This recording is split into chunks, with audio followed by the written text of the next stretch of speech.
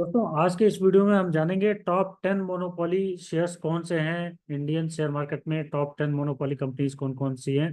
लेकिन ये जानने से पहले पहले हम ये जान लेते हैं कि मोनोपोली शेयर होता क्या है, मतलब मोनोपोली का मतलब क्या होता है। तो देखिए, मोनोपोली शेयर का मतलब ये होता है कि ऐसी कंपनियां जिनका किसी एक प्रोडक्ट जो किसी एक प्रोडक्ट पे जिनका एकाधिकार होता है, जिनका डोमिनेंस होता है, जो कि अपने किसी एक प्रोडक्ट के लिए प्राइसिंग पावर भी कंट्रोल करती हैं, और जो चाहें वो प्राइस उस प्रोडक्ट के लिए रख सकती हैं।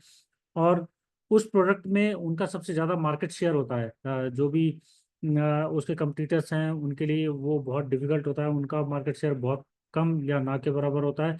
और जो कंपनी जिसका मोनोपोली होता है जिस पर्टिकुलर प्रोडक्ट में, तो वो कंपनी जो है लार्जर मार्केट शेयर होल्ड करती है, 80% या 90% आप कह सकते हैं। और उसके बाद वो प्राइसिंग भी कंट्रोल करती है, प्राइसिंग पावर उसके पास कंट्रोल करने के लिए होता है। जैसे अगर वो जो भी प्राइस, उस प्रोडक्ट का जो भी प्राइस डिसाइड करना चाहें, वो अपना प्राइस अपने हिसाब से वो रख सकते हैं। और उस प्राइसिंग को सभी कंपनियों को मानना होगा, और जो पीएस हैं उस पर्टिकुलर सेक्टर में, उस प्रोडक्ट में जो काम कर रही हैं, उन्हें भी वही प्राइस को मानना होगा और उन्हें भी वही प्राइस को फॉलो करना होगा। जनरली अगर नहीं करेंगी तो वो उनके लिए और नुकसानदायक होगा, और वो उसमें compete नहीं कर पाएंगी। तो जैसे अगर हम बात करें कुछ कंपनियों की, जैसे नेस्ले है। नेस्ले एक मोनोपोली क्रिएट करती है एक इन्फेंट के प्रोडक्ट्स पे। जैसे इन्फेंट के जो न्यूट्रिशन के जो प्रोडक्ट्स आते हैं उन पे नेस्ले का मोनोपोली, टोटली मोनोपोली बिजनेस है। और इसमें अदर कंपनीज के लिए बहुत मुश्किल है इस पर्टिकुलर सेक्टर में एंट्री करना, क्योंकि अगर वो एंट्री करती भी हैं तो उनके लिए देखिए ऑलरेडी उस क्वालिटी को मीट करना बहुत ही मुश्किल होगा। और दूसरा, जो नेस्ले का जो मार्केट कैप्चर है, उसे भी कैप्चर उस मार्केट कैप्चर को डिस्टर्ब करना बहुत मुश्किल है। जैसे अगर हम टूथपेस्ट में कहें तो कोलगेट की मोनोपोली, कोलगेट अगर आप कहीं भी कहें कि कहीं भी आप जाते हैं तो आपको कोलगेट नाम से ही आपको टूथपेस्ट दे दिया जाता है, तो ये कोलगेट की मोनोपोली है। अगर हम पेंट में बात करें तो एशियन पेंट्स एक कंपनी है जिसमें उसकी मोनोपोली है, लार्जर मार्केट शेयर उसका एशियन पेंट का है। अगर आप किसी भी पेंट कंपनी के लिए पेंट कंपनी के पास जाते हैं, डिस्ट्रीब्यूटर के पास, और उससे अगर आप पेंट मांगते हैं तो जनरली सभी लोग एशियन पेंट ही करवाना चाहते हैं। तो इसमें एशियन पेंट की मोनोपोली है। अगर हम ट्रेन की बात करें तो उसमें आईआरसीटीसी की मोनोपोली है, और उसमें किसी और कंपनी का एंट्री करना बहुत मुश्किल है जिस बिजनेस में आईआरसीटीसी है। तो ऐसे ही कंपनियां होती हैं जिनका किसी पर्टिकुलर प्रोडक्ट पे मोनोपोली होता है। और आ, इस जो मोनोपोली है तो इस बिजनेस के लिए, मोनोपोली बिजनेस के लिए उनके लिए बहुत मुश्किल, इस पर्टिकुलर बिजनेस में दूसरी कंपनी के लिए ऑलमोस्ट इम्पॉसिबल हो जाता है उसे कम्पीट करना या उसे टक्कर देना। तो अगर आप ऐसी कंपनियों के शेयर खरीदते हैं जिनके पास मोनोपोली है उस बिजनेस की, तो आपके पास रिस्क बहुत कम हो जाता है। देखिए, अगर उसके पास लार्जर मार्केट शेयर है तो उसके पास रिस्क बहुत कम होता है, और आपको एक स्टेडी ग्रोथ मिलती है लॉन्ग टर्म के लिए। आप ये इंश्योर कर सकते हैं कि ये कंपनी जो है ये प्रॉफिट अर्न करती रहेगी, क्योंकि इसके पास लार्जर मार्केट शेयर है। और ये over the time of period, for example next 5 और 10 ईयर्स के लिए इसके पास एक मोनोपोली बिजनेस है जिसके लिए इसके पास स्टेडी ग्रोथ आती रहेगी। अब देख लेते हैं टॉप 10 कंपनीज जिनकी मोनोपोली है उनके बिजनेस में। क्योंकि दोस्तों, यहाँ मैंने 10 कंपनियों को मेंशन किया हुआ है जिनका मोनोपोली है इनके बिजनेस में, और इनका लार्जर मार्केट शेयर है इनके अपने बिजनेस में। तो पहली कंपनी आती है इंडियन एनर्जी एक्सचेंज, आईईएक्स। तो ये जो है इलेक्ट्रिसिटी को ट्रेड करने की इसके पास मोनोपोली है। जिसमें इसका पी अभी करंट पी 42.8, इसका ऑब्वियसली पी ज़्यादा ही होगा अगर वो मोनोपोली कंपनी उसे सभी खरीदना चाहेंगे। और यहाँ पे इसका ईपीएस 2.3, ईपीएस आपको अर्निंग पर शेयर आपको 2.3 के आसपास है, मतलब फेयर वैल्यूएशन के आसपास। सॉरी, ईपीएस आपको 2.3 दिख रहा है, जो कि बेहद कम है। यहाँ पे पीबी भी इसका काफ़ी हाई है 18.6। रिटर्न ऑन इक्विटी इसका अच्छा है 47.5। तो ये दो पैरामीटर्स इसके कुछ अच्छे नहीं है, और इंक्लूडिंग पीबी। और रिटर्न ऑन इक्विटी फिर भी ठीक है। और डिविडेंड यील्ड इसका 1.2 है।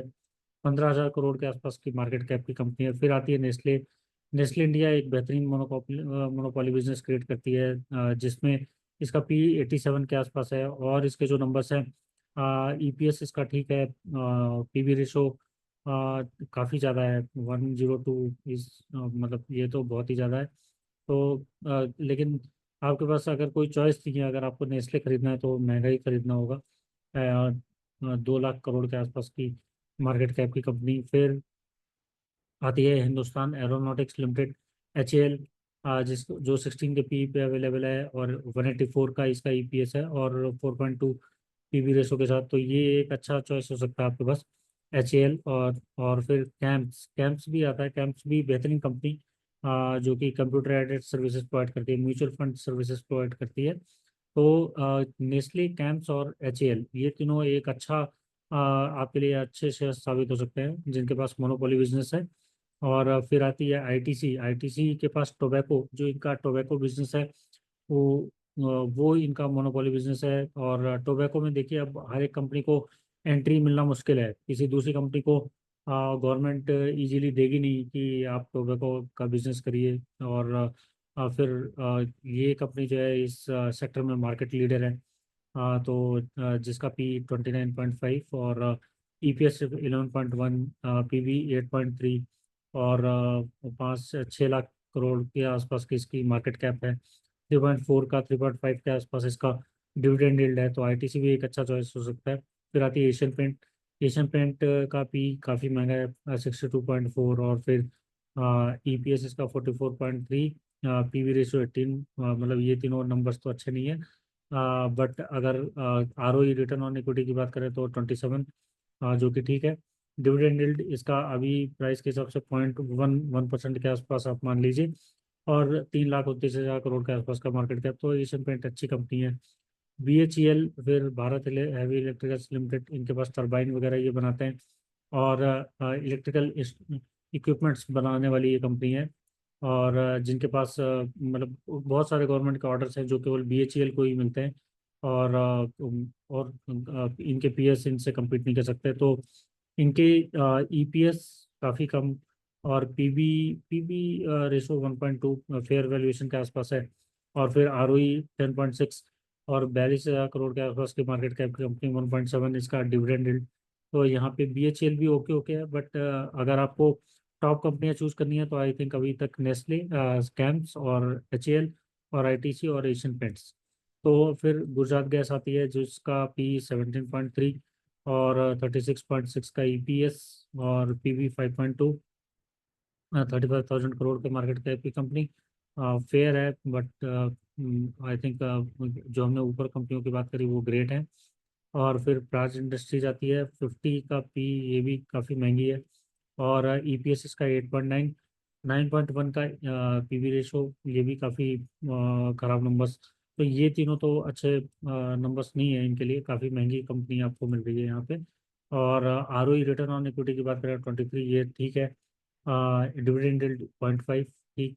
9,500 करोड़ की कंपनी। फिर पावर ग्रिड कॉरपोरेशन आती है। पावर ग्रिड का 11.4 पी, और ईपीएस 23.8। ये तो पावर ग्रिड एक आई थिंक एक बेहतरीन कंपनी, और 2.2 का पीवी रेशो। और फिर रिटर्न ऑन इक्विटी 21.9, और 1,76,000 करोड़ के market cap company 6.4 dividend yield. तो बेहतरीन कंपनी पावर ग्रिड आपको आप सेलेक्ट कर सकते हैं।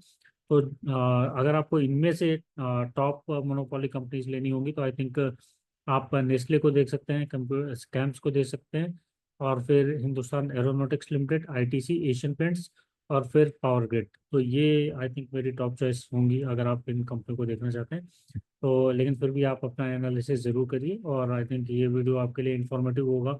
आपको ये इन शेयर्स को खरीदने में हेल्प करेगा जिनके मोनोपोली बिजनेस है। तो इस वीडियो में इतना ही, और इंटरेस्टिंग वीडियोस आपके लिए आते रहेंगे। तब तक के लिए धन्यवाद।